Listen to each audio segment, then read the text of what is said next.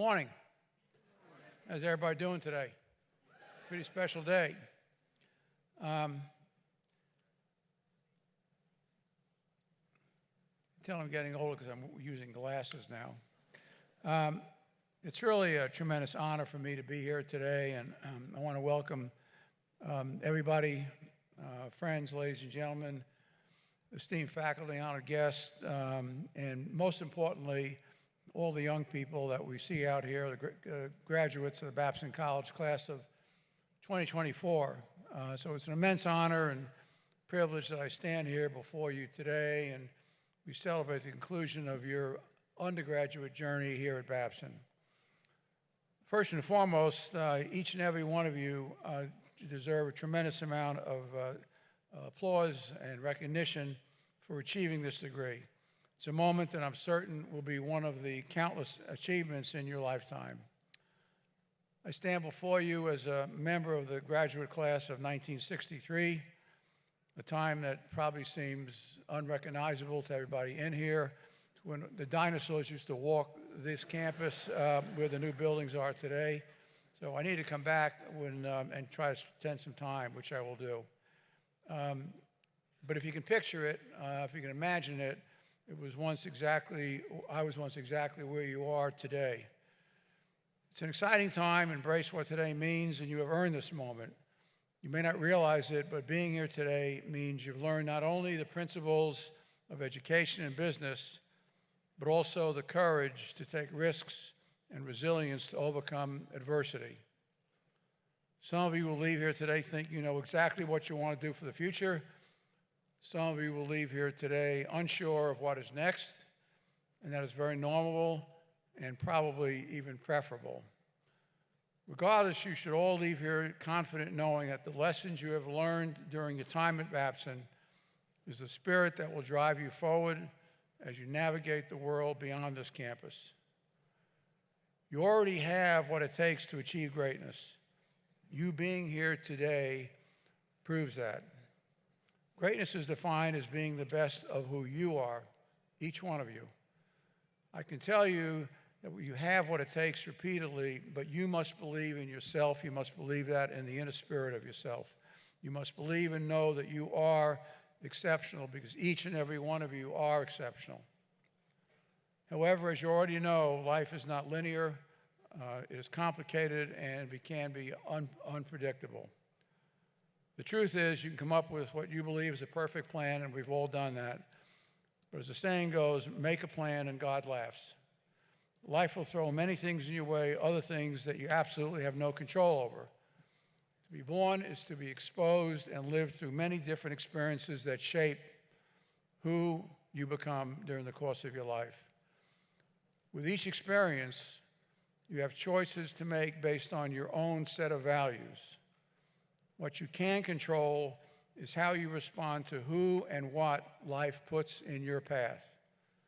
You are living today, creating the story of your life, writing your journey and legacy, and in a sense, you're writing the epitaph on your end of your life now.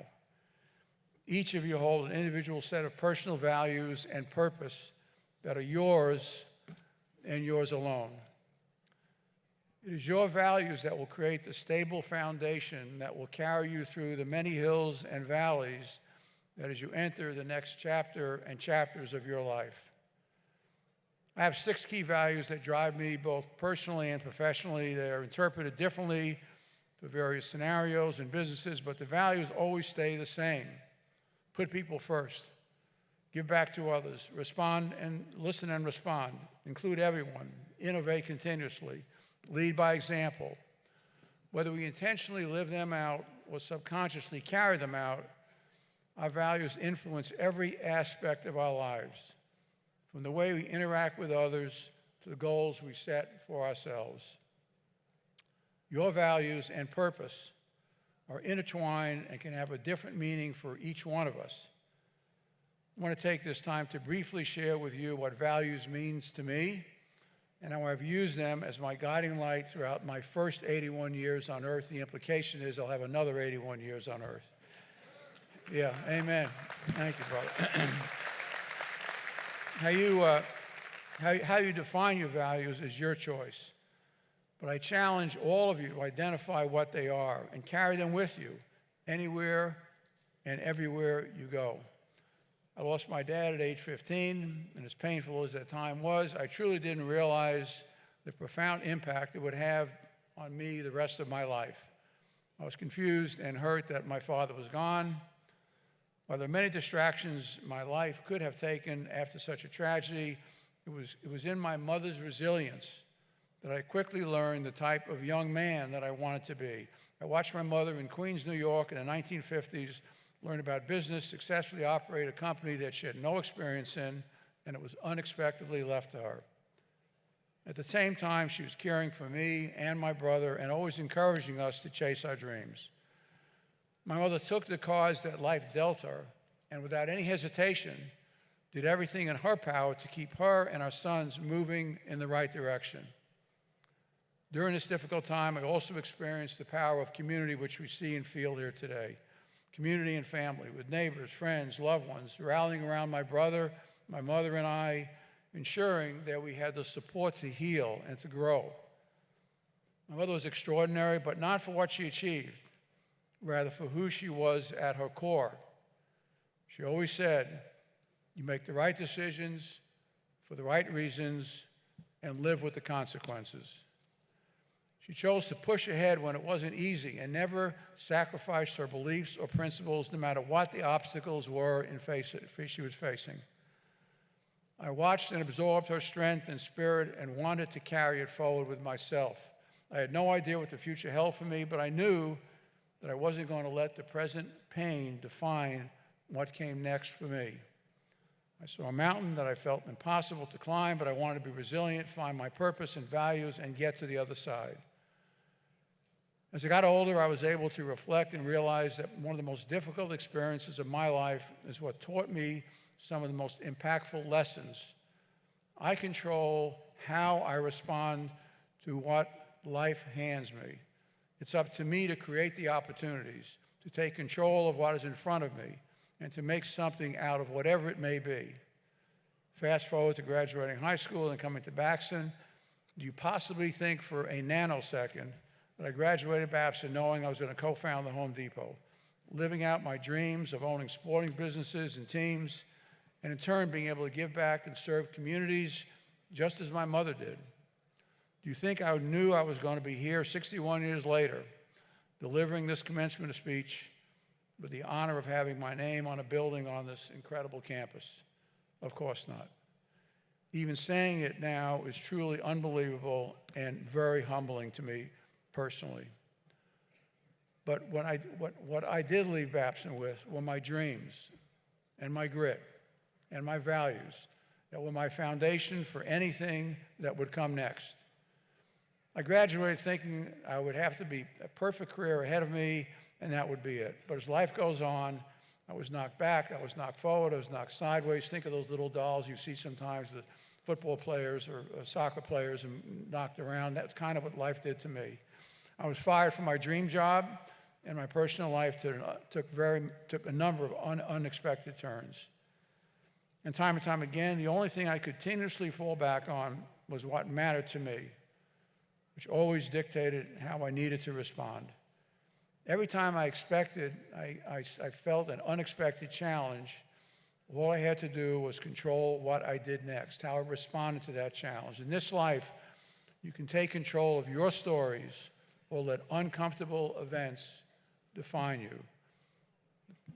As we are born as human beings, we all face trauma throughout our lives. How we respond to that moment of trauma, what decisions we make, is up to us totally. And I chose to believe, and still do today, that no mountain is ever too high to attempt to climb.